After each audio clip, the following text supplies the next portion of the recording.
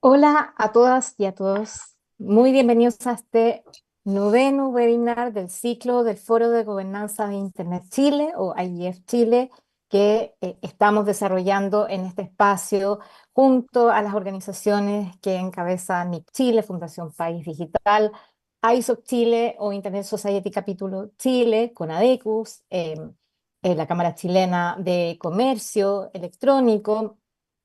También nos acompaña en este grupo la Facultad de Derecho de la Universidad Diego Portales y la Facultad de Ciencias Físicas y Matemáticas de la Universidad de Chile. Para mí hoy día es un gusto poder estar con ustedes y con nuestras y nuestro invitado para proponer en esta discusión sobre lo que significa hablar de la gobernanza de Internet, un tema que nos parece clave a la hora de hablar de inclusión y es lo que tiene que ver con accesibilidad digital o también accesibilidad web. Para eso hoy día tenemos en este panel a tres expertos que han estado también por años desarrollando ya sea investigación, trabajo activo, implementando propuestas en materia de accesibilidad digital y accesibilidad web. Hoy día estamos en otro escenario donde Internet ya no es solamente el Internet de las computadoras, tenemos también el ambiente que está asociado a aplicaciones, al desarrollo de distintas plataformas y por supuesto a los desafíos que viene en relación al uso de inteligencia artificial generativa. Mi nombre es Patricia Peña, yo soy actualmente directora y presidenta de Internet Society Capítulo Chile, y hoy día me acompañan en este panel Carolina Aguilera. Carolina es consultora senior en temas de accesibilidad web con más de 10 años de experiencia aportando como docente, expositora, evaluadora técnica de proyectos, ha tenido experiencia laboral en el sector público y también en el sector privado.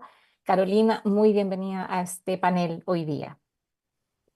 Muchas gracias, Patti, por esta invitación. La- Primera vez que estoy en alguna actividad del ISOC, así que estoy aquí debutando. Maravilloso. También nos acompaña Jimena Gómez. Jimena es directora de innovación de Fundación InHoy, que tiene un especial trabajo en el área de accesibilidad universal y en accesibilidad, por supuesto, digital. Ella también es doctora en ingeniería de la Universidad de Cambridge, eh, y actualmente también es docente en varias universidades en este tema de accesibilidad universal, accesibilidad web y accesibilidad digital. Jimena, muchas gracias por acompañarnos hoy día también. Muchas gracias por la invitación y sí, también primera vez que estoy en este espacio, así que muy agradecida de poder contribuir. Y tenemos por último a Alejandro Morales, que es doctor en comunicación de la Universidad Pompeu Fabra, es profesor de la Facultad de Comunicación e Imagen de la Universidad de Chile y es actualmente el jefe de medios digitales en la Dirección de Servicios de Información y Bibliotecas. Y actualmente también lidera un proyecto del que ya nos va a contar, que justamente está abocado hoy día en medir la calidad web y servicios digitales dentro de el sector público. Alejandro, muy bienvenido también a este espacio. Muchas gracias por la invitación y gracias a todos y todas por estar aquí. Bien, para partir, quiero ponerles que nos centremos en algo que creo que es central y fundamental en este momento, que es entender a qué nos referimos finalmente cuando hablamos de accesibilidad digital, que a veces lo encontramos con ese concepto, ¿no? Accesibilidad digital, accesibilidad web.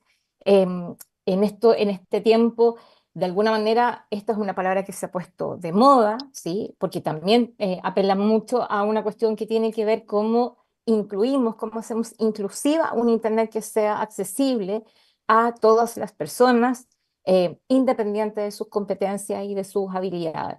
Eh, Hoy día muchas plataformas de redes sociales, por ejemplo, han implementado la posibilidad de tener texto alternativo, ¿no? Donde efectivamente aparecen subtítulos, etcétera, y muchos se preguntan si es eso solamente lo necesario. Entonces, me gustaría que ustedes nos dieran un diagnóstico. ¿Qué pasa hoy día con este tema, ¿no?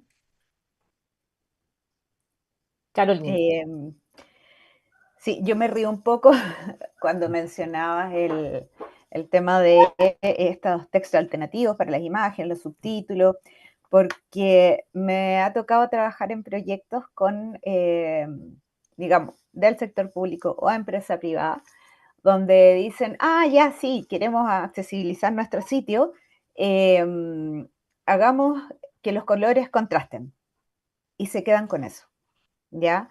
O, coloquemos un widget que permita que el usuario pueda cambiar el contraste, digamos, del fondo, el color de fondo, el color de la fuente, etcétera.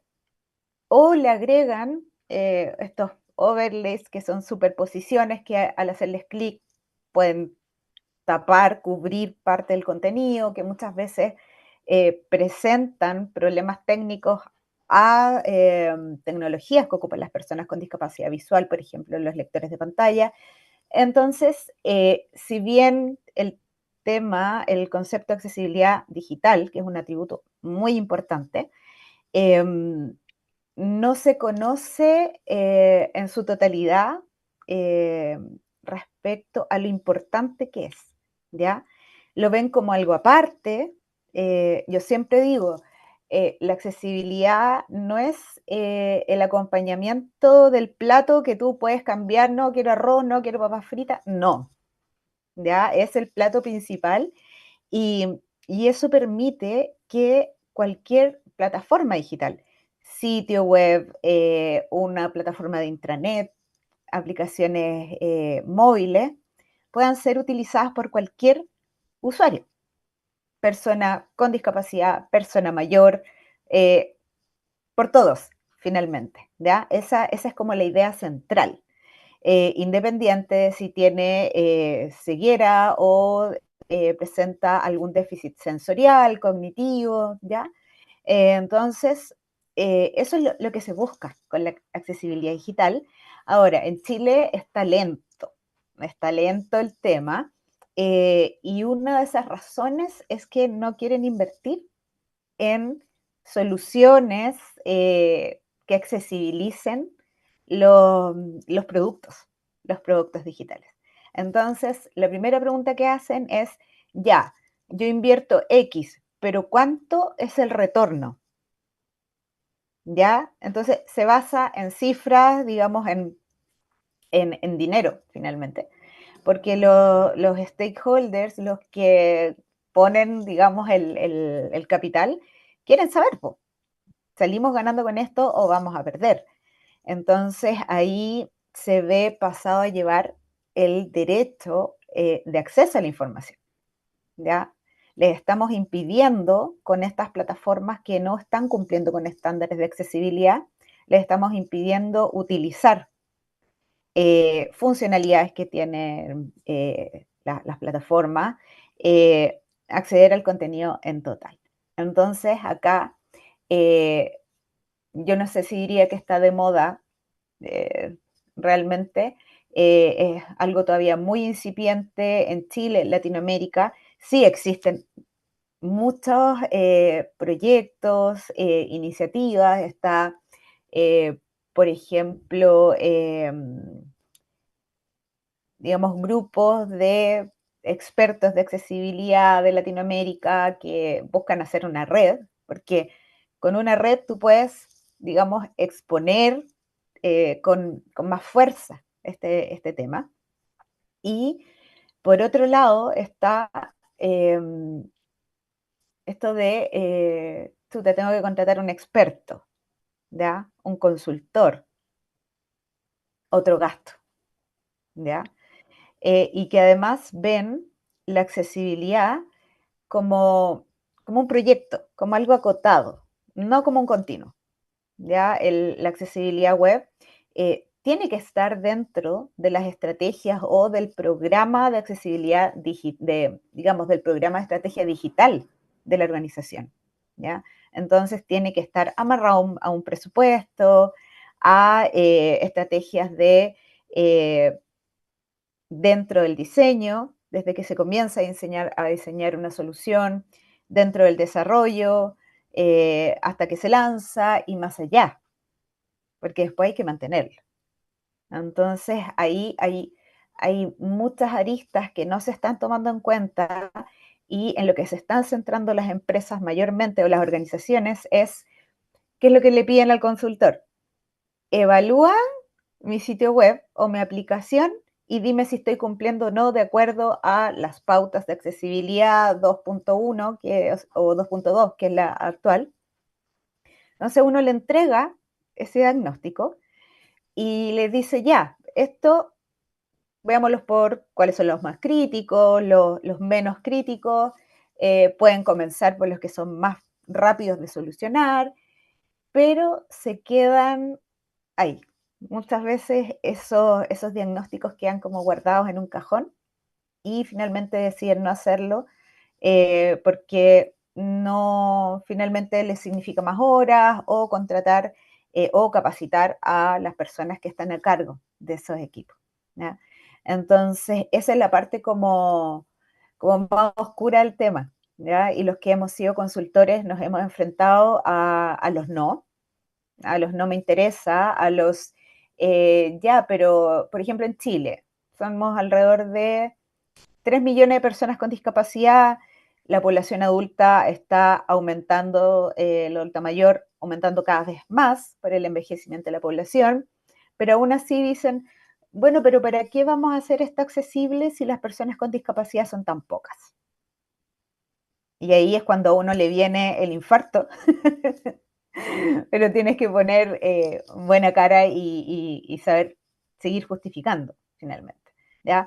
Pero acá hay un derecho que se está vulnerando y yo siempre le digo a las personas que asesoro, ojo, que puede surgir un usuario que va a tener problemas para ocupar tu plataforma y va a querer demandar o te va a funar en redes sociales.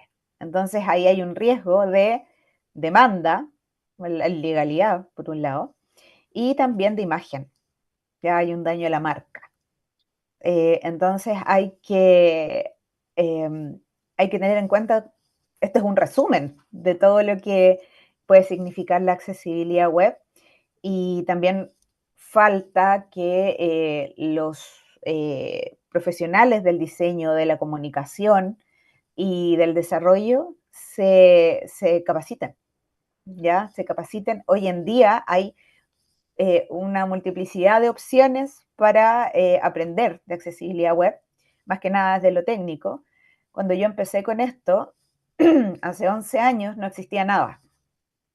¿Ya? Entonces, ahora hay una oferta y eso hay que aprovecharlo. ¿Ya? Ese es como el mensaje para los chicos que están y las chicas que están dentro del mundo de lo digital. Y, ¿por qué no?, también los líderes de proyecto, stakeholders en general, que profundicen en esto, que vean más allá del simple gasto o, a mí yo digo inversión, porque es una inversión porque va a mejorar la experiencia del usuario finalmente. Y siempre digo, si lo mejoras para personas con discapacidad, te va a quedar genial para cualquier usuario, ¿ya? Entonces, eso es más o menos la reflexión que yo siempre hago cuando me preguntan, ya, ¿qué pasa con la accesibilidad web? Ya, esta es la parte como más oscura, pero estamos recién en Latinoamérica, todavía no hay un alcance como hay por ejemplo, en Reino Unido, en la Unión Europea, en Estados Unidos, que tienen políticas muy duras con sanciones, ¿ya? Y hay bajada de técnicas de esas políticas, ¿ya? Por ejemplo, acá en Chile está el decreto 1, que habla, entre muchas cosas, de la accesibilidad web. En un artículo dice, el sitio tiene que ser accesible de acuerdo a las normas vigentes, pero no te da una bajada. ¿Cómo lo hago? ¿Desde dónde comienzo? ¿Ya? Entonces, las clases siempre es la pregunta, ¿por dónde empiezo? ¿Ya? Pero si tú no sabes por qué tienes que aplicar estos estándares de accesibilidad y para qué, por qué tú vas a estar beneficiando, te vas a convertir en un robot que va a estar arreglando cosas técnicamente, pero no va a haber como corazón dentro de ese trabajo. Así que yo creo que ese es como un resumen así muy, muy, muy acotado, pero yo creo que muchos consultores coincidirían conmigo porque lo hemos conversado también. Jimena,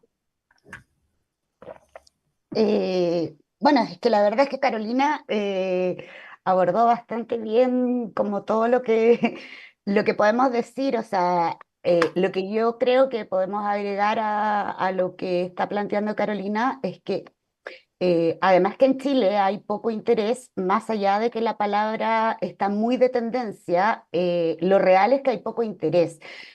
Pero desde mi perspectiva, que yo trabajo más desde el diseño inclusivo que desde la accesibilidad propiamente tal, creo que justamente el error es segregar la mirada de la accesibilidad a que se trabaje desde el punto de vista de la discapacidad. Yo creo que culturalmente entendemos la accesibilidad demasiado asociada a la discapacidad y lo que nos falta es ampliar esa mirada, porque en realidad desde la perspectiva de la metodología del diseño inclusivo, lo que hacemos es nos centramos en discapacidad porque tal como lo planteaba Carolina, es útil para toda la población. Entonces, lo que sí vemos en los desarrollos digitales a nivel local es justamente que en términos de experiencia de usuarios, en términos de lo que es realmente una buena interacción con una plataforma, no estamos llegando. Y de hecho hay ejemplos que podríamos decir, estamos involucionando, porque cada vez ponte tú, usamos mucho más el WordPress y como que hay una creencia de que porque aparece el monito de accesibilidad a un lado, la página es súper accesible y eso no es real. O sea, que la página tenga contraste efectivamente ayuda a ciertos grupos, pero si efectivamente nos vamos a cómo están las pautas en Inglaterra, ese monito desapareció hace 10 años. Porque hoy día tú puedes hacer esos ajustes con el computador, no necesitas incluirlo en el sitio, por ejemplo. O esto de poner toda la información en este símbolo de escuchar, que realmente si tú tienes una discapacidad visual y usas lector de pantalla, creo que somos los que menos lo usamos. Probablemente hay otros usuarios que les puede ser más útil. Entonces, claro, lo que sí yo siento también es que en el ecosistema de aprendizaje los ingenieros están muy poco involucrados en estos temas. Todavía se está abordando desde muchos aspectos, pero los que realmente tienen que dar solución a los problemas técnicos son los que no se están capacitando en estas materias. Entonces, por ejemplo, a mí me toca mucho trabajar con gente que trabaja como SEO y sabe mucho de accesibilidad, pero nunca le ha puesto el nombre de accesibilidad, porque etiquetan para optimizar los buscadores, los engines, pero no saben que están trabajando con accesibilidad. Entonces yo creo que también falta como poner más el tema para que la gente sepa por qué lo está haciendo y para qué lo está haciendo. Sobre todo cuando trabajas con proyectos que son desde el inicio, porque cuando estás desde el inicio la accesibilidad es parte de... eh, y ni siquiera, o sea, en otros países ni siquiera te van a cuestionar el tema de lo que cuesta implementar accesibilidad. Pero en Chile tenemos además lo que también lo dijo Daniela, no tenemos una buena regulación en el tema. O sea, el plan de accesibilidad que se hizo de Senadis, uno lo ve, está súper centrado en infraestructura física, pero todavía muy poco respecto a fijar criterios en materia de accesibilidad. Tenemos poca investigación en el tema también. Entonces, a veces bajar desde lo internacional a lo local resulta complejo porque las habilidades de los usuarios en Inglaterra o en Estados Unidos en términos tecnológicos no necesariamente son las habilidades de los adultos mayores y las personas con discapacidad a nivel local que han pasado por pocos procesos de alfabetización también. Eso. Muchas gracias, Jimena, y voy a pedirle a Alejandro una última reflexión y su análisis respecto a esta primera parte. Em, bueno, es que a poco de que, que decir después de las intervenciones de mi colega, que en realidad, claro, suscribo plenamente. Quizá voy a tratar de aportar otra mirada desde el punto de vista de los roles en que uno debe aproximarse a la accesibilidad. A mí me ha tocado como estar en diferentes temas y siempre es como ¿cómo decir? Es como el elefante que está en la oficina y que tú lo tratas de escamotear porque tiene otros temas, pero que está ahí siempre presente y ha ido creciendo, creciendo, creciendo. Y yo soy optimista en el momento que estamos. O sea, la verdad que, claro, esto es un concepto que antes no costaba eh, explicarlo, ¿no? Y hoy día hay cada vez más conciencia y yo creo que estamos en, obviamente, en mucho mejor periodo que anterior.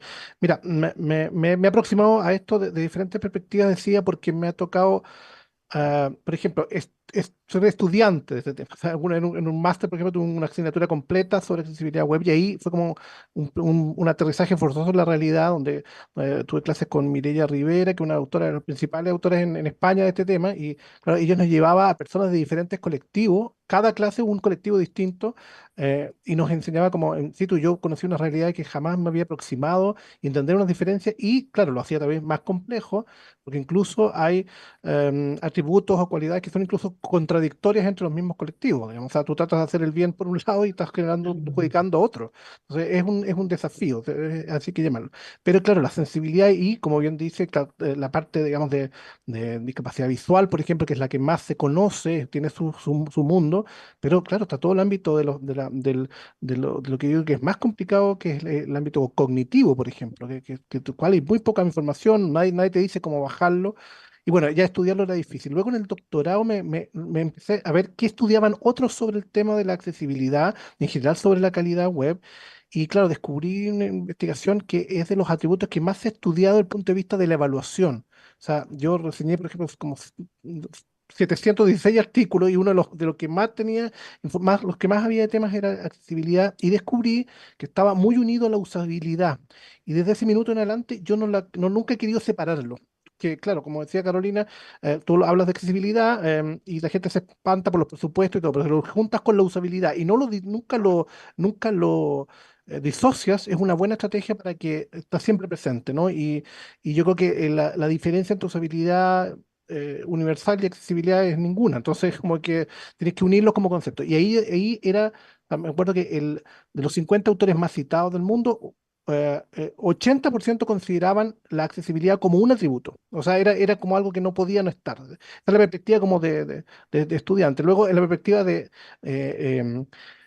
profesional me pasa al revés, que claro, yo me dedico a hacer sitios web en la Universidad de Chile y tengo el otro tema, el desafío de implementarlo, ¿no? Y cómo ese tema ha ido, claro, una cosa que estemos presentes siempre en la metodología, pero requiere una actualización y una capacitación del personal increíble. Por suerte yo cuento con un equipo maravilloso y tengo personas que están muy sensibles con este tema y que lo hemos ido tratando de incorporar y ha sido poco a poco una exigencia, ¿no? También eso es bonito verlo. Digamos. Hace poco me tocó participar en el desarrollo del sitio web del DEMRE, la última versión que se lanzó hace poco, y este, claro, es un sitio en el cual tienen que hacer una transacción muy importante, eh, que es postular en línea, más de 250.000 estudiantes de todo Chile, y claro, las preocupaciones por el tema de accesibilidad eran muy importantes y vinieron desde ellos, digamos, ellos mismos en el equipo del DEMRE, que tiene un equipo de inclusión específico, nos pidieron que el sitio tuviera ciertas características y bueno, tuvimos que hacer un desafío de bajarlo, y justamente ahí nos encontramos, claro, herramientas de accesibilidad para que venían ya listas como para poder agregarle, cobran y cobran no barato. Digamos. Entonces hubo que desarrollar nuestras propias estrategias internas y claro, y también vienen con una batería de asuntos que no sirven para nada, digamos, que en el fondo son como elementos decorativos que hay que tener y finalmente no tienen un poco funcionalidad. Pero sí me cuesta mucho, y ha sido un tema de evangelización al interior de incluso de toda la red de colegas aquí en la universidad, en las prácticas del día a día. O sea, que es como, no, yo parezco como el viejo pesado, digamos, que reclama por esto, pero me llegan todos los días me llegan correos spam con solo una imagen y nada de texto alternativo, creo que diría que es lo más básico, ¿no? O sea, ese piso que decías tú, Pati, al comienzo de que era lo más, tampoco es tan básico a veces, digamos, ¿no? Entonces, de ahí en adelante, claro, esa tarea es bien dura. Y es cierto, y yo creo que hay que abordarlo, claro. igual es bueno de repente a veces partir con un proyecto para que el tema se instale, pero evidentemente tiene que estar parte dentro de las metodologías y requiere esfuerzo de capacitación porque no todo el mundo los tiene. Y nos pasa a veces en la facultad, a veces que la gente llama solicitando capacitaciones específicas de esto porque tampoco la oferta es muy amplia en Chile. Y finalmente la última perspectiva que me ha, digamos, abierto un poco más los ojos sobre esto es en un rol de evaluador. Como decía Patti, me ha tocado participar, justo estamos terminando ahora una consultoría que con Universidad de Chile nos adjudicamos para la Secretaría de Gobierno Digital, para crear el modelo de evaluación de calidad de los sitios web del gobierno del Estado de Chile. Digamos, son más de 2.600 sitios a nivel central y más de 4.000 se estima que hay en el Estado. Entonces nos pidieron crear un instrumento de calidad web y una de ellas, la tercera dimensión más importante, es la accesibilidad web.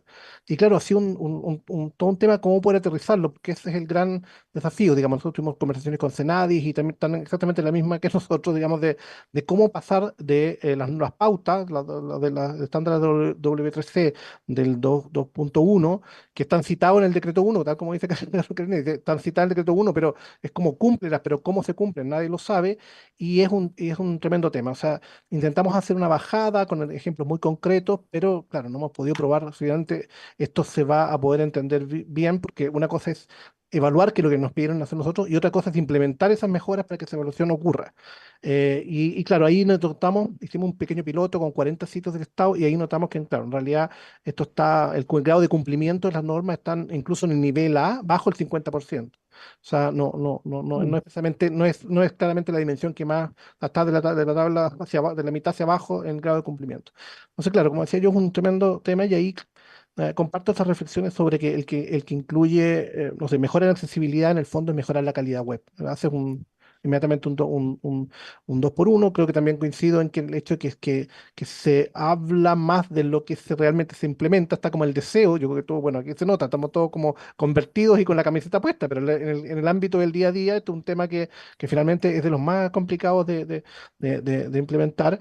Y que bueno, que implementarlo tiene solo beneficios, o sea, refuerzo esa idea y uno lo ve claramente también en diferentes en colectivos como los adultos mayores y la cantidad de trámites que antes por lo menos tenían la opción de ir a la oficina física y ahora ni siquiera eso está. Entonces, en el fondo, claro, la accesibilidad ya se vuelve un imperativo porque las barreras y la cantidad de trámites que hacemos como ciudadanos al momento digamos, requieren de una atención bastante especial y yo creo que esto va a ir cobrando cada vez más fuerza, digamos. O sea, no es un tema que está, o sea, toda la gente de inclusión lo lleva, ¿no? Y por eso decía yo que estamos en un buen momento para conversarlo y superar, digamos, este abandono que ha estado en el pasado.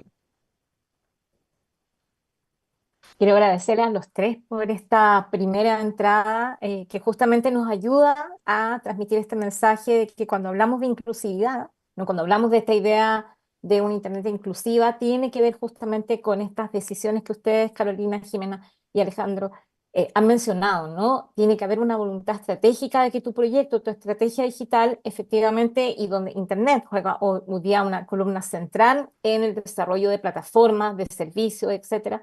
Pensemos en todo el aprendizaje que creo que además tuvimos durante la pandemia, ¿no? O sea, el ejercicio de estar casi 2 años básicamente conectados, que nos permitió entender en muchos casos, como mencionaba Jimena, cómo al entrar a ciertos sitios web, por ejemplo, de compras online, supermercados, Mm. ¿no? Solo el hecho de poder llenar una canasta a través de esa plataforma era un tremendo desafío, era casi ¿no? un ejercicio, digamos, no solamente para quienes son personas ciegas o solas, como decían ustedes, sino que también para una cantidad de otros colectivos. Entonces, ahora me gustaría preguntarle a cada uno una pregunta distinta en este punto de cómo avanzamos, cómo podemos ayudar a entusiasmar a quienes hoy día están a cargo de proyectos digitales, a cargo de proyectos de estrategias digitales y de implementar eh, cierto, también proyectos de distinto tipo, como estamos viendo hoy día en aplicaciones móviles. Yo hablaba hace un momento atrás de todo lo que se viene con la inteligencia artificial generativa, ¿no? Que es parte hoy día también de Internet. Entonces, Jimena, me gustaría partir contigo, Ujú. que nos permitieras entender este concepto que tú hablas de entender que cuando hablamos de accesibilidad, hablaste de accesibilidad universal, no solamente tenemos que poner el acento en la población o los colectivos con discapacidades, no con los distintos grados de discapacidades físicas, sino que tiene que ver con un concepto mucho más amplio. Entonces me gustaría que nos ayudaras a entender entonces ese abordaje, a entender la accesibilidad digital en ese sentido, ¿no? Cuando hablamos de los distintos colectivos, de las distintas habilidades también, no son solamente cuestiones de discapacidad, son distintas habilidades que tienen las personas. Claro, mira, si ponemos el apoyo visual como para que me Sí. puedan ir siguiendo un poco, eh, Ah, prim- ya, creo que lo primero que, para poder ir entendiendo por qué tenemos que abordarlo distinto, es centrarnos en la idea de la discapacidad como tal, o sea, porque nosotros en Chile, sobre todo, tenemos una mirada de la discapacidad muy desde el modelo médico.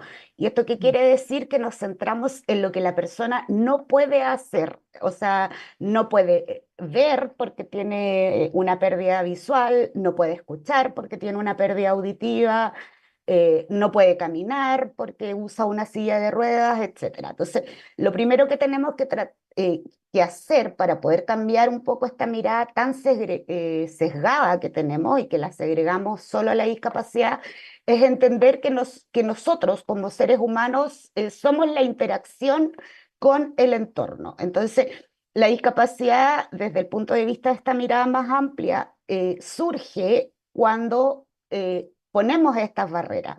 Entonces, el ejemplo que a mí me gusta dar mucho a mis alumnos es, yo tengo una discapacidad visual, pero yo soy menos discapacitada tecnológicamente, probablemente, que un adulto mayor que no sabe usar el computador. O sea, porque con el uso del lector de pantalla, con magnificadores y otras herramientas, yo resuelvo mi restricción de participación. No mi limitación en términos visuales, pero sí mi restricción. Entonces, lo que intentamos hacer, si quieren ponemos la otra, cuando trabajamos desde la mirada de la metodología del diseño inclusivo, es comprender eh, que nosotros somos resultado de distintas interacciones con el entorno. Es decir, nuestra capacidad de movernos, nuestra habilidad de escuchar, nuestra habilidad de concentrarnos o nuestra capacidad incluso de aprender va a ir dependiendo de distintos factores sociales, educacionales, o sea, todo en nosotros genera una interacción que de una u otra manera nos va generando poder ser más activos en nuestra participación o tener más restricciones. Entonces, cuando nosotros vemos la accesibilidad desde esta limitación de solo centrarnos en pautas, justamente nos enfrentamos en cómo resolvemos técnicamente lo que las pautas recomiendan, porque finalmente las pautas lo que hacen es recolectar como toda la información de los usuarios. Yo tengo dificultad para usar el lector de pantalla. El sitio web no me permite usar atajos o usar comandos para acelerar el proceso. A mí me gusta usar el insert F7, no, a mí me gusta usar el tab, etc. Entonces, en realidad lo que nosotros necesitamos entender cuando trabajamos, si quieres avanzamos con la siguiente, cuando trabajamos con el diseño universal o el diseño inclusivo, que es básicamente lo mismo, es comprender lo que estábamos conversando en general, que todos tenemos distintas habilidades de escuchar, de pensar, de aprender, de concentrarnos. Entonces, cuando hablamos de accesibilidad, lo que nosotros hacemos es ofrecer, tal como la palabra lo dice, acceso. Y ahí nos centramos básicamente en lograr que los sistemas sean compatibles.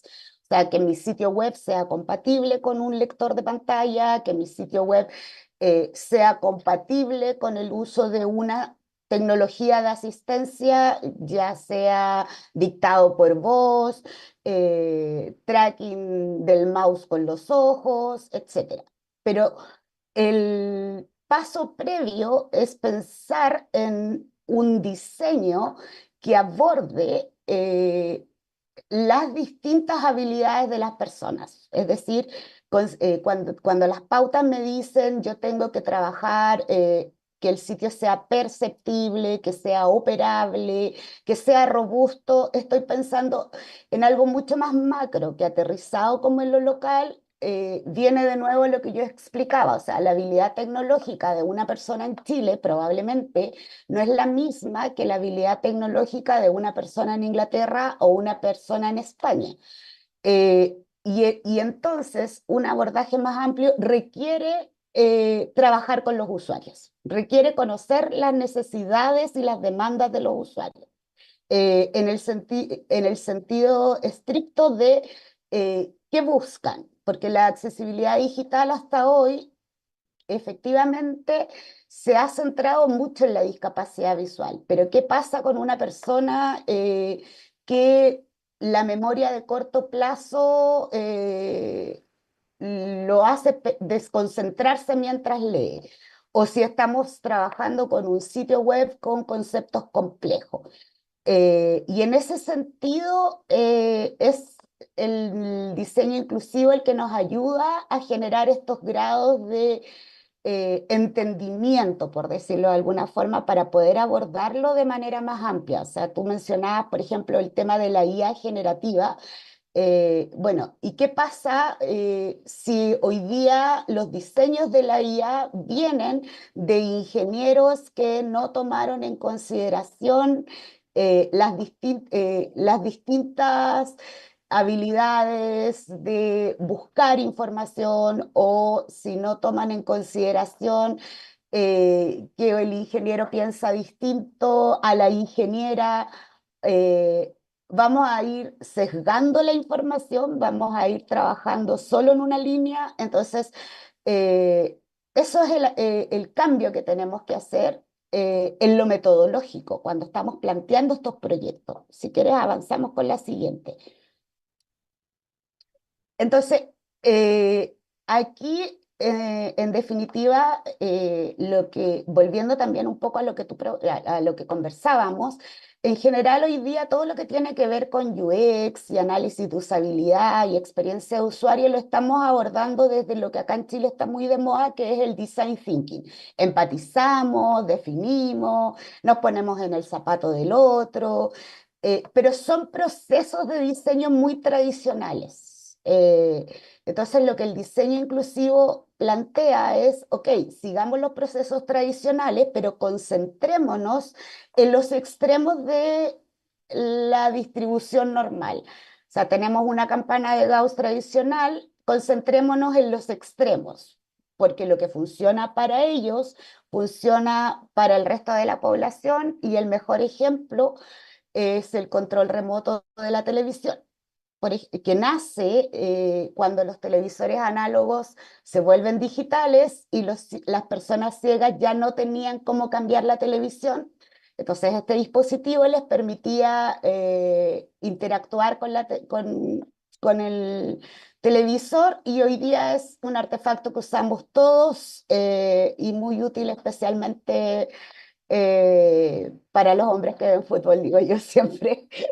Entonces, en definitiva, es lo mismo que pasa con una rampa de supermercado. O sea, al aproximar el diseño de distintas formas, podemos explorar distintos escenarios. Y esa exploración de escenarios nos ayuda a encontrar mejores soluciones para cubrir las necesidades de diversos grupos. Entonces, si trabajamos con adultos mayores, como población, por ejemplo, nos vamos a encontrar con personas que tienen restricciones visuales, que tienen pérdidas auditivas, pero a su vez tienen un bajo nivel tecnológico. Entonces resultan ser interesantes cuando queremos concentrarnos en cómo ampliamos la Internet o los diseños tecnológicos a una población más amplia. Si quieres avanzar, Pati, para cerrar un poco la idea. Entonces, lo importante cuando vemos los principios de diseño es justamente ir pensando cómo lo hacemos para no ir dejando a los grupos más marginados detrás, en el sentido de que, por ejemplo, un ejemplo que siempre ocurre es, necesitamos lengua de señas para alcanzar en la pauta, o sea, los cumplimientos de nivel A, triple A. Ok, sí, necesitamos lengua de señas porque muchas personas sordas utilizan la lengua de señas, pero eso no significa que tenemos que dejar de lado los subtítulos, porque muchas personas no utilizan subtítulos. O sea, perdón, no saben lengua de señas, pero sí utilizan el subtítulo. Muchas personas con discapacidad visual usan el lector de pantalla, pero también usan software de magnificación. Muchos utilizan dictado por voz porque no les gusta usar el teclado. Entonces, lo importante en estos procesos siempre es buscar alternativas. Yo no puedo establecer un solo estándar como la solución para todos. O sea, cuando hablamos de accesibilidad digital o de abordar desde el diseño inclusivo, tenemos que buscar formatos alternativos. Alejandro mencionaba, por ejemplo, cada vez los servicios están siendo más online y menos presenciales. Y eso es efectivo, pero yo cuando busco una solución desde el punto de vista de la experiencia de usuario, no puedo olvidar que hay personas que por más que yo cumpla con todos estos estándares, definitivamente no van a tener la capacidad de interactuar con mi sitio web. Por lo tanto, siempre tengo que dar una alternativa, ya sea a través de un canal telefónico o quizás incluso lo presencial. Entonces, la inclusividad apunta a que tratemos de que la mayor cantidad de personas estén dentro de mi estrategia. Y claramente siempre se establece que es utópico pensar que vamos a tener al 100% de las personas dentro de nuestras soluciones, pero tratamos de abordar lo más posible y en ese sentido el diseño inclusivo es lo que nos ayuda a este abordaje un poco más amplio como metodología. Y por último, adelántame una. Siempre es importante mapear, en definitiva, cuáles son nuestros usuarios. O sea, cuando empatizamos es importante saber con quién estamos empatizando.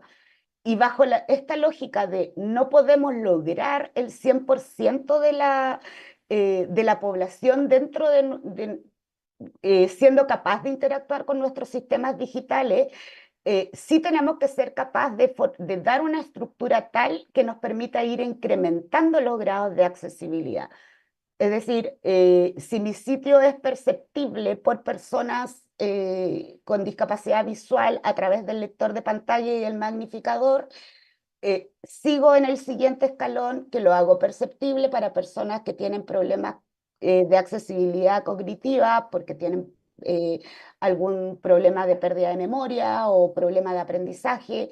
Sigo avanzando después con grupos que tengan alguna dificultad auditiva. Entonces, siempre para lo que se plantea en términos de cómo voy resolviendo los temas de que efectivamente tiene un costo esto, es propuestas escalonadas, donde yo pueda ir buscando soluciones que, tal como decía Alejandro, tienen que ir de la mano de la usabilidad.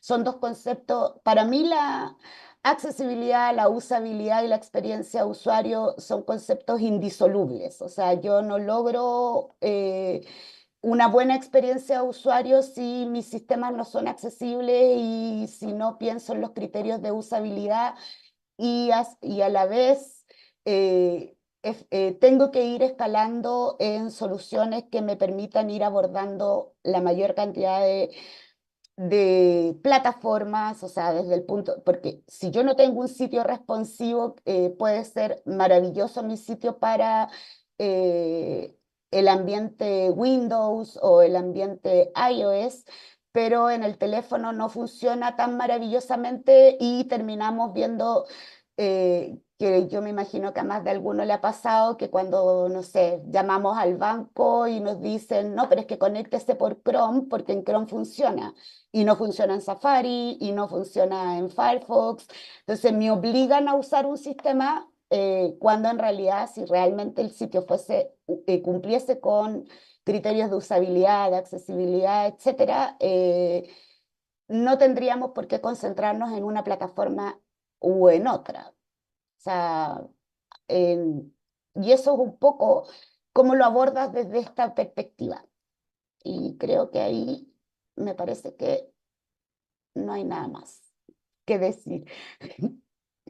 Muchas gracias, Jimena, que además viniste muy bien preparada con estas láminas de apoyo. Hay que decir, nosotros mismos ahora estamos en una plataforma que ha ido también generando herramientas para hacerla más accesible, ¿no? Estamos en Exacto. una plataforma de webinars, ¿no? Donde también durante la pandemia muchas de estas plataformas se tuvieron que adaptar efectivamente a estos desafíos. Em, Carolina, me gustaría seguir contigo en relación a algo que justo nos conversamos a partir de particularmente lo que ocurrió este año, que entra con tanta fuerza el uso de la IA generativa en lo que es Internet, lo digital, ¿no? Entonces, Ujú, ¿cómo estás viendo tú ese desafío eh, que está muy asociado también a todo este, cierto, necesidad imperiosa que tenemos hoy día de subirnos al tema de desarrollar estrategias de IA generativa o usar aplicaciones? Entonces, ujú. ¿cómo estás viendo tú este desafío que ahora se le presenta al mundo de Internet en relación a la IA generativa y a la accesibilidad? Ujú. Bueno, a lo mejor hay personas que se van a espantar con lo que voy a decir. O van a decir, no, esta señora se quedó en el pasado. Pero yo no lo veo como la panacea. No, no es algo absoluto que funcione, esté funcionando bien ahora ya. ¿Ya? Es una tecnología que se tiene que ir educando. ¿Ya? Hay que pensar que los conocimientos que va adquiriendo la inteligencia artificial viene desde nosotros. ¿Ya? Entonces, mientras mejor información de calidad le entreguemos, mejor va a ser el feedback que nos entregue. Ahora, respecto a accesibilidad web, hay inteligencias artificiales, por ejemplo, estas generativas, que yo le puedo pedir, subo una imagen y le digo de manera muy completa que me genere una alternativa textual para esa imagen. ¿Ya? Lo hace, ¿ya? Pero supongamos que lo que me entrega, el texto que me entrega, yo le encuentro que falta algo. Entonces le puedo decir, puedes considerar tal cosa dentro de la descripción y debería ser capaz de hacerlo. Y ahí hay un tema que de hecho yo te lo había comentado anteriormente, lo habíamos conversado, que es lo ético, ¿ya? Lo que tiene que ver con la ética profesional, que es asegurarnos que lo que estamos obteniendo de esa tecnología podamos cuestionarlo y contrastarlo también, no ocuparlo como la única fuente de información que existe. ¿Ya? Ahora, hay personas que lo ocupan hasta para escribir un mail, ¿ya? Porque es rápido, porque les facilita, digamos, la vida y esa es una de las características que deberían tener las tecnologías, que es ayudar a mejorar la calidad de vida. Ahora, respecto a las tecnologías, a la inteligencia artificial ligada a la accesibilidad o a la discapacidad, por ejemplo, ya hace muchos años que se está trabajando con esto, ¿no? Con estos modelos.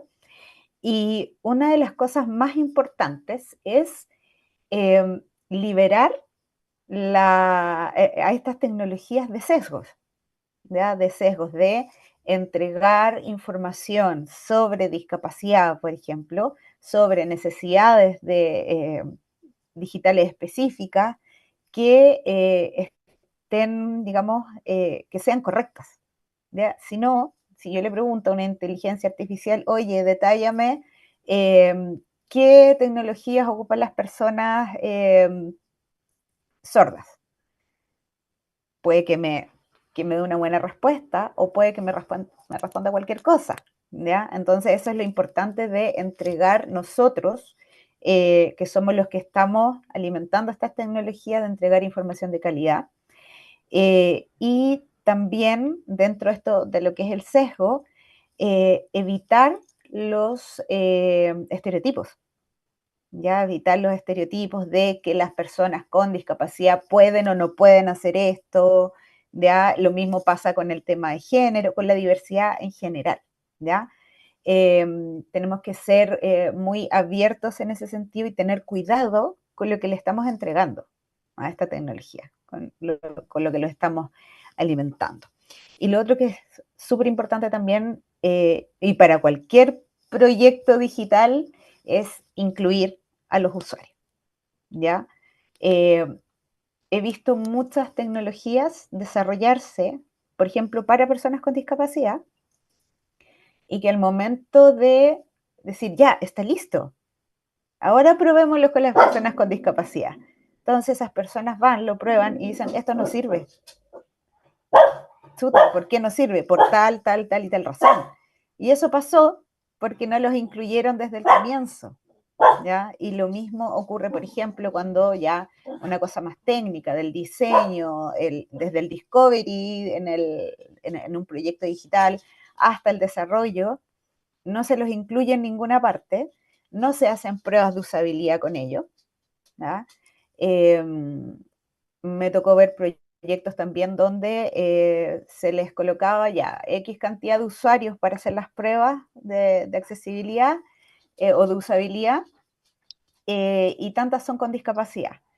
No, elimínamelas con discapacidad porque en realidad hacen todo más lento. Entonces uno queda así como que uno no sabe qué decir en realidad. Ya uno se traga lo que está pensando porque los que tenemos la bandera puesta, eso duele, ¿ya? Porque nosotros sabemos que es importante.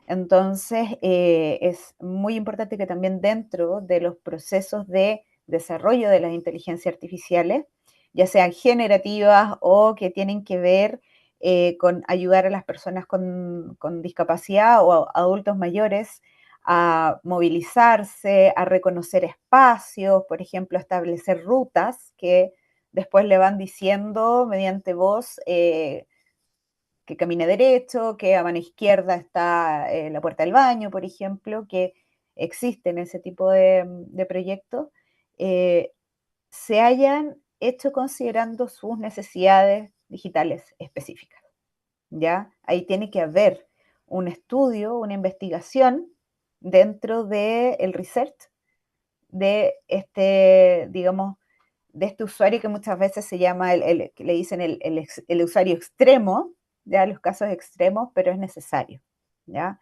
Hay que comenzar a incluirlo y no pensar como en la parte negativa, así como, ay, me van a hacer la investigación más lenta. Bueno, se puede ir adaptando los procesos, ¿ya? Entonces, yo creo que esos son dos aspectos que hay que considerar dentro de lo que es la inteligencia artificial ligada a la accesibilidad. Muy interesante este punto porque es otro tema que creemos que hay que tomar con fuerza, ¿cierto? Estamos hablando en general como de una inteligencia artificial ideal, una inteligencia artificial como que fuera neutra, y efectivamente esto nos obliga a tener esa mirada, como tú lo señalabas, Carolina. Alejandro, me gustaría seguir contigo, poniéndote también la pregunta respecto al trabajo que ustedes han elaborado en esta investigación, perdón, en esta consultoría que están desarrollando, y un poco qué desafíos, qué estrategias ves tú que efectivamente en el ámbito público hay todavía por desarrollar. Eh, Cuéntanos un Sí, poquitito de esto. bueno, hay desafíos y oportunidades bastante grandes. Yo creo que, como decía anteriormente, es un tema que genera mucha preocupación, porque saben en el fondo que es de las pocas cosas que está hoy día con un cumplimiento obligatorio. O sea, lo que pasa es que claro, el decreto 1 obliga a cumplirlo. El cómo y cuándo no es como un poco letra muerta, pero todo indica que, y además hay políticas y dictámenes específicos anexos solo para el tema de accesibilidad. Entonces, digamos, es una preocupación y un aspecto, digamos, de mucha emergencia, digamos, en el sentido de que emerge, ¿no? Y que surge, pero también como una alerta, porque hay unos procesos que cumplir e internalizar en las instituciones. Entonces yo veo que era una pregunta recurrente esto del cómo se implementa. O sea, yo voy a hablar de lo que conocí dentro de este proceso de consultoría, no soy la voz del gobierno al respecto, pero veo que hay por un lado una iniciativa que está promoviendo Senadis, ¿no? Que ellos también tienen elaborando un instrumento de evaluación de la calidad de los sitios web gubernamentales específico y más profundo en el tema de la usabilidad, junto con la Pontificia Universidad Católica de Chile. Y en el caso de la Secretaría de Gobierno Digital, que es con el cual nos relacionamos nosotros y que nos encargó este proyecto, nos han, digamos, era una mirada amplia respecto a la calidad web en general. Y ese fue el instrumento Ujú. que elaboramos. Y en ese instrumento, claro, la accesibilidad tenía un rol presente también, entonces tenemos que igual, o sea, igual lo incorporamos, porque dijimos, bueno, es parte del proceso y aunque se repita, es mejor que se repita a que no, a que quede fuera. Con lo cual, claro, nos dimos cuenta que, por ejemplo, es de los más difíciles de evaluar, por una parte, porque requiere de conocimiento por parte del evaluador. ¿Sí? Es algo que nosotros hicimos el modelo de evaluación que hicimos permite autoevaluarse las instituciones y también permite que un evaluador externo lo evalúe. Ese instrumento permite las dos vías, ¿no? Entonces, claro, cuando la persona se autoevalúa pero no conoce el detalle, tienes que explicar en cada indicador con mucho detalle de qué significa.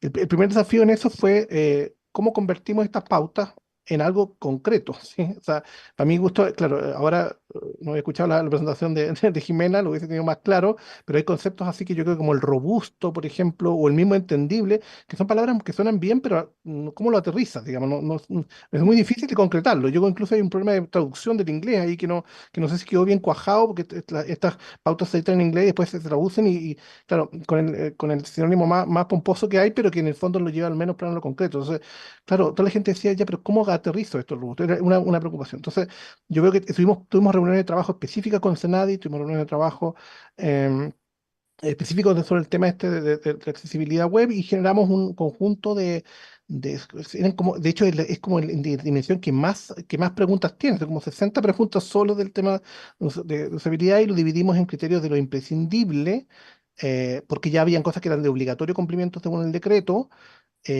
No seguimos la norma estrictamente la norma de la A, doble A, pero sí tratamos de meter todo lo de la A, sí o sí la A, el nivel A, y el nivel de cumplimiento de la doble A en algunos aspectos.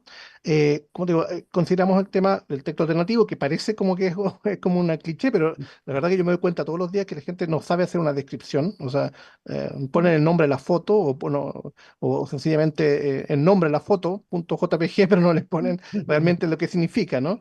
El tema de subtítulos, el tema de navegación por teclado y los iconos como el texto nativo, el color como un único medio de información, ajuste al tamaño de la fuente, control de audio, tiempo suficiente para realizar tareas, umbral de destellos, etiqueta de los iconos, capacidad de ser predecible al recibir el foco, componentes accesibles y contraste mínimo fueron como los elementos mínimos que consideramos dentro del instrumento y cada uno de esos es una pregunta chiquilla y tratamos de poner ejemplos.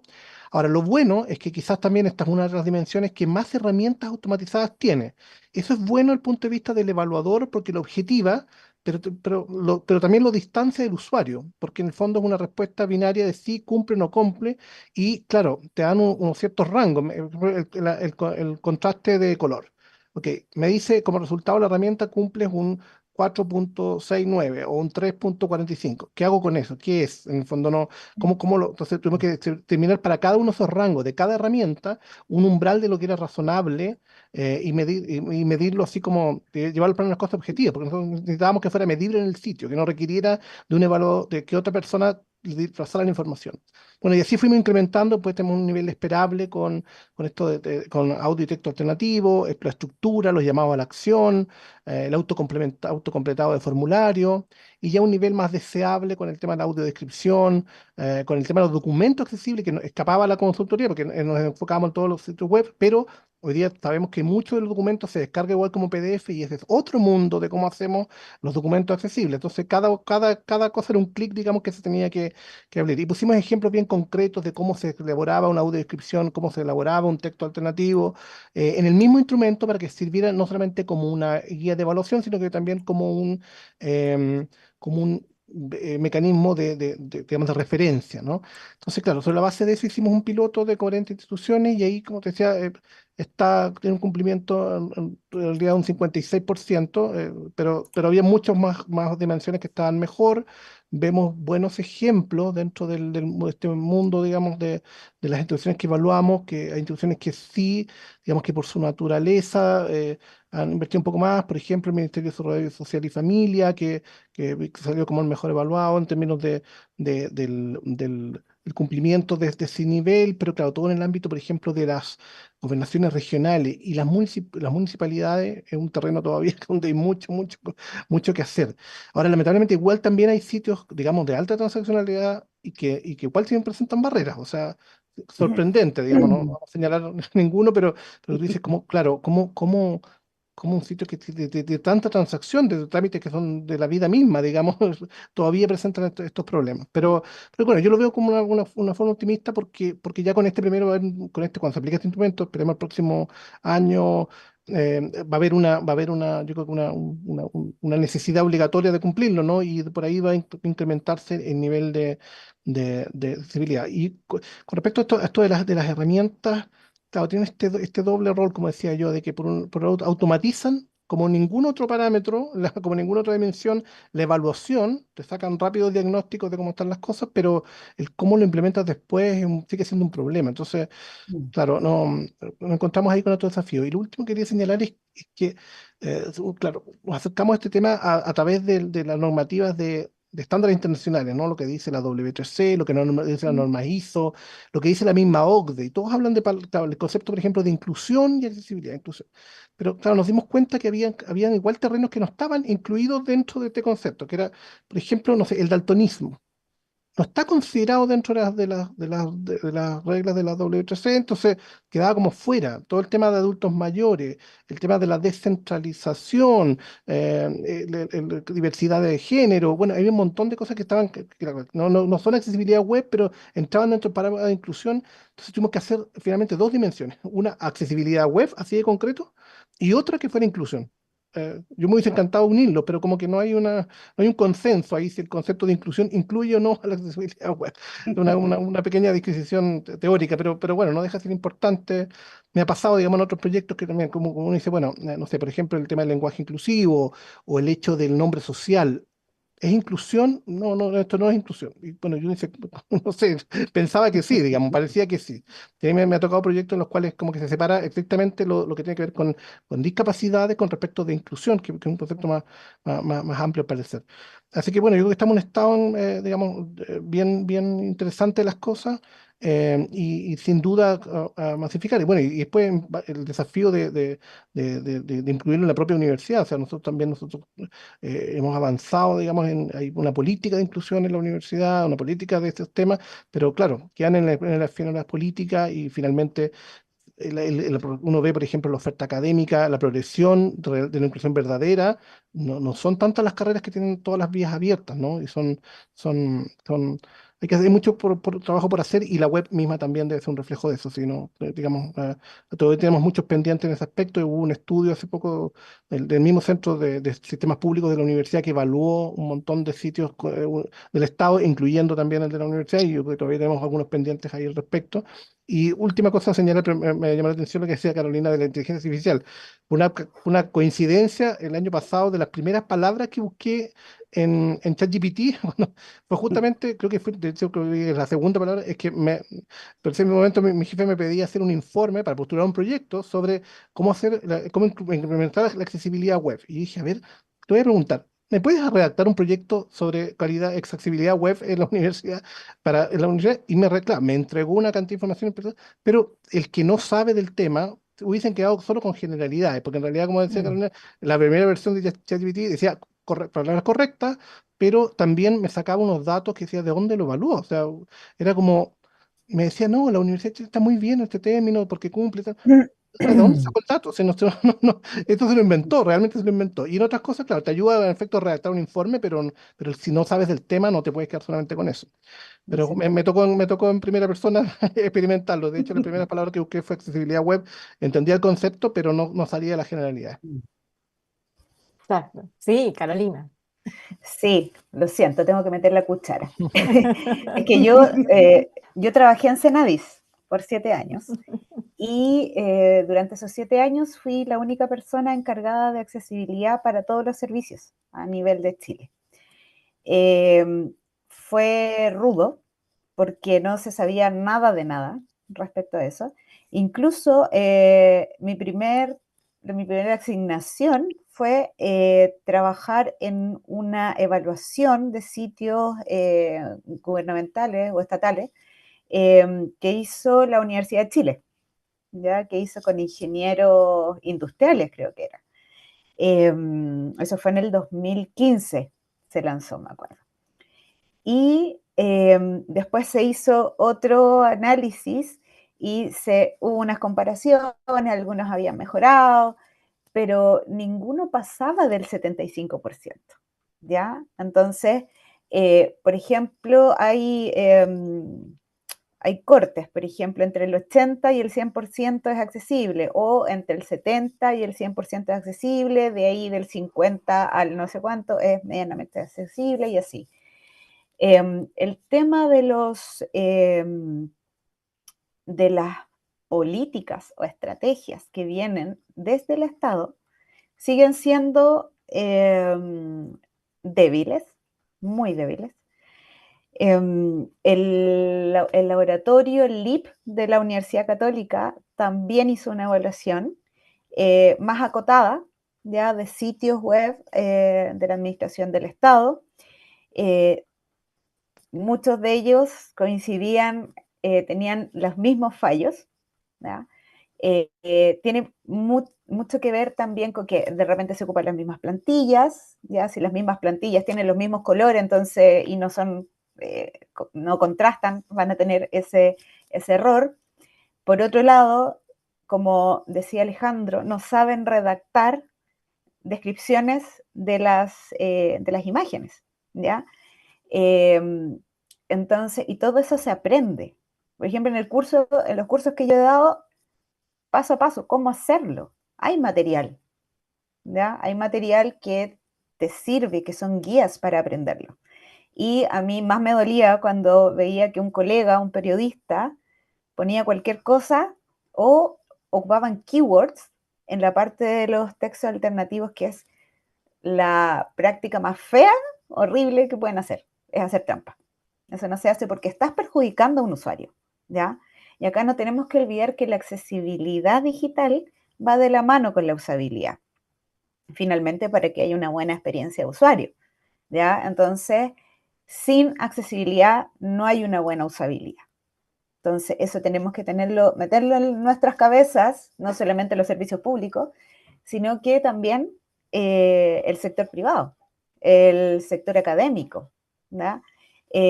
Lamentablemente el decreto 1 no habla sobre la obligatoriedad de la accesibilidad web de las plataformas para las empresas, sobre todo para las que ofrecen servicios como electricidad, agua, gas, los bancos. Hay sí una norma para las AFP, ya que año a año son auditadas. Esa es una norma que emitió la Superintendencia de Pensiones. Están trabajando en eso. Pero como decía Alejandro, estas evaluaciones, estos analizadores automáticos, te entregan un resultado, ¿ya? Hay que saber que esos evaluadores automáticos detectan al menos el 30% de los fallos de accesibilidad, ¿ya? No puedes considerar que ese es tu resultado y digamos, esa es la realidad de la página. Es un aproximado y existen también falsos positivos. Entonces, la revisión humana siempre va a ser necesaria. Puedes ocuparlo como si te piden así algo rápido, ya, mira, esto es lo que nos salió, siempre comparar, ocupar dos evaluadores automatizados. ¿Y qué se hace con esto? ¿Ya? Lo que les comentaba, queda ahí, porque no hay consultores ni en las empresas ni en los servicios públicos. ¿Ya? Yo sé que Senadis, por ejemplo, ha estado capacitando a algunos de sus profesionales, lo cual me alegra mucho, porque cuando yo estaba no pasaba, ¿ya? Y sé que también en gobierno digital están moviéndose un poco hacia, digamos, para avanzar, ¿ya? Pero yo creo que todavía está el tema de, le exiges que los sitios sean accesibles, por ejemplo, a los servicios públicos, a los ministerios, etcétera, pero entrégale recursos, entrégales un consultor, ¿ya? Págale capacitaciones a los desarrolladores, a los diseñadores, a la gente de marketing, a comunicaciones, ¿ya? Es un todo. Si no tienes ese todo, no puedes decir que eres inclusivo de partida. Ni los bancos pueden decirlo, ni las tiendas, no, ¿ya? Y los bancos ahí también tienen una gran deuda con la accesibilidad. Y ellos también, digamos, entregan servicios que son esenciales, o sea, todos lo hacemos a través de transacciones, ¿ya? Y son muy delicadas, y desde que entramos en pandemia, ya ahí quedó en evidencia que las plataformas no daban, ni en usabilidad, ni en capacidad para aguantar la cantidad de transacciones que se hacían, y menos en accesibilidad. ¿Ya? Así que yo creo que queda harto por avanzar, pero en Chile cada vez hay más personas interesadas en esto, y nada, hay que unirnos, formar una red, presentar proyectos, no sé. Ahí hay que soñar, hay que soñar. Y bueno, y justamente ese era el espíritu de este foro. Quiero, sí, muy de acuerdo contigo, Carolina, en que efectivamente necesitamos gestionar redes, comunidades, colectivos y además ustedes mismos son parte de esa mirada también interdisciplinaria, ¿no? Jimena, ingeniera, nuestro no es solamente un tema técnico, no es solamente resolver desde el punto de vista ingenieril, sino que también nos hace entender que esa capa, o sea, lo que fundamentalmente es la gobernanza de Internet, es entender que Internet es una red y una infraestructura que funciona por capas, ¿no? Y donde necesitamos juntar esas distintas capas para que efectivamente se siga fortaleciendo. Me gustaría para el final, porque tenemos alguna gente conectada y hemos preguntado varias veces si en el chat del canal de YouTube donde estamos saliendo ahora en este momento en vivo hay preguntas. Vamos a dar espacio a quienes están conectadas y conectados nos dejen sus preguntas, pero quiero invitarlos a una reflexión final, que es si quienes nos están viendo en este webinar quisieran tomar la decisión, pasos, recomendaciones, cosas, digamos, sus propias experiencias, ¿cómo lo hacemos para empezar? ¿Cómo animamos a esa persona, a lo mejor a ese sector privado y a un montón hoy día, por supuesto, de emprendedoras y emprendedores o desarrolladores, ¿no? Líderes, como decía Carolina, de proyectos digitales, etcétera? ¿Cómo los entusiasmamos para empezar a dar estos pasos en entrar en el mundo de la accesibilidad digital? Que la Jime hable. Yo, bueno. Sí. Eh, bueno, creo que lo más importante es entender que esto tiene un impacto global y tiene un impacto, como yo explicaba, más allá de la discapacidad. O sea, no hay mejor motivación que entender que esto se rentabiliza en el tiempo si lo vemos desde el punto de vista económico. Los negocios, cualquier negocio que se hace cargo de estos temas tiene un mayor impacto en términos del retorno que va a tener financiero, o sea, llegar a más usuarios incrementa la red de clientes, va a haber una mejor satisfacción. O sea, esto es tan simple como cuando nosotros entramos al supermercado y el sitio web no nos parece amigable, lo abandonamos. O sea, cuando encontramos mucho banner, cuando encontramos mucha publicidad, lo primero que hacemos es cambiarnos de tienda porque nos agota. O sea, creo que todos tenemos súper claro que no es lo mismo comprar en Amazon que comprar en cualquier otra, no voy a nombrar ninguna de acá de Chile para no generar conflictos, pero si hacemos solo ese ejercicio ya estamos viendo que la experiencia es totalmente distinta, o sea, y creo que no hay más motivación que esa, o sea, creo que una de las cosas que tenemos que sacarnos de la cabeza probablemente es esto de que incluimos porque somos grupos más vulnerables, porque somos grupos que no hemos sido tomados en consideración. A mí me parece que las personas tienen que ser incluidas porque somos personas y en definitiva somos parte de. Por lo tanto, creo que no hay mejor motivación que entender que vamos, o sea, incluso casi como el eslogan de Teletón, o sea, tarde o temprano vamos a llegar todos a necesitarlo en realidad, porque nos vamos poniendo viejos y el 50% de la población adulta tiene algún grado de discapacidad. Entonces, es como la única respuesta posible. O sea, no veo por qué no hacernos cargo en realidad. Eso. Bien. Alejandro, Sí, no, me acuerdo un poco de las palabras de Jimena y que suscribo plenamente. Yo creo que quizás la mejor manera de entrar en esto es dejar de lado un poquito las pautas y las normativas y verlo esto realmente como una espada de Damocles, que sí, porque cumplir por cumplir no tiene mucho sentido, digamos, ¿no? Sino que también como mirándolo desde el punto de vista de una empatía, de ponerse en el lugar, pero de manera real y no ser como dobles usuarios. Me pasa mucho como cuando somos clientes pedimos unas cosas que también nos molestan cuando somos usuarios. Entonces, ese como doble juego que se hace muchas veces no tendría por qué ser tal. Y si hay que sensibilizar de alguna manera, la mejor forma es que uno mismo sea usuario de interfaces de las cuales, insisto, para mí un problema, la accesibilidad y la usabilidad van tan de la mano que casi son un sinónimo. Por tanto, em, no pensar en que estas barreras que se ponen realmente suponen una mala imagen para la institución, suponen un problema de acceso, y de reducirlo todo a hasta aspectos técnicos, aspectos estéticos o aspectos de cumplimiento o no cumplimiento de una norma es como reducir un poco la discusión. O sea, yo creo que todos los que pasamos por experiencias un poquito antes de entrar acá, me pasa, por ejemplo, mi mamá es adulto mayor, tiene 83 años, y ella no puede tomar horas al médico por las plataformas. Entonces me dice, a mí investiga tú si hay horas disponibles y acabo de pasar por 4 clínicas en Santiago. Y uno dice, bueno, esto es una cosa que debería estar resuelta, ¿no? Y es como, es imposible buscar las horas, las combinaciones de horas en algunas clínicas que uno diría, ¿cómo lo hacen? Porque realmente la barrera que tienen es tan grande que si no tuviera que realmente ese especialista está ahí nomás, no trataría de no pasar. Esa misma lógica es la que a veces se olvida y ponemos exigencias en los proyectos que vulneran estos principios básicos, ¿no?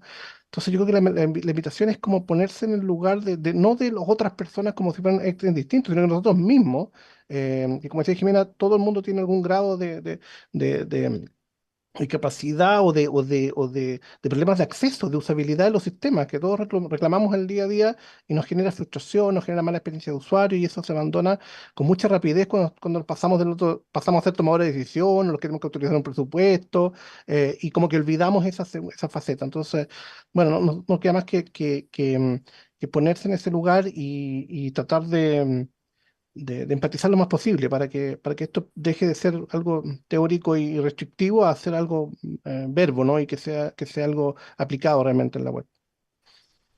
quiero agradecerles a Carolina, Jimena y Alejandro que nos han acompañado en este webinar del Foro de Gobernanza de Internet Chile, IGF Chile, donde hemos puesto el tema de la accesibilidad digital, la accesibilidad web como parte del desafío de seguir construyendo un Internet que sea inclusiva para todas y para todos. Quiero agradecerles a los tres por sus reflexiones, también por los conocimientos, por las recomendaciones. Creo que nos llevamos el espíritu efectivamente de poder generar una comunidad, una red en este tema Sabemos que y esperamos que quienes vean este webinar a continuación, dentro de esta posibilidad que nos da poder estar justamente en Internet, que este material queda registrado en el canal del IGF Chile, que es IGF, ¿cómo se llama? La rayita abajo, Chile.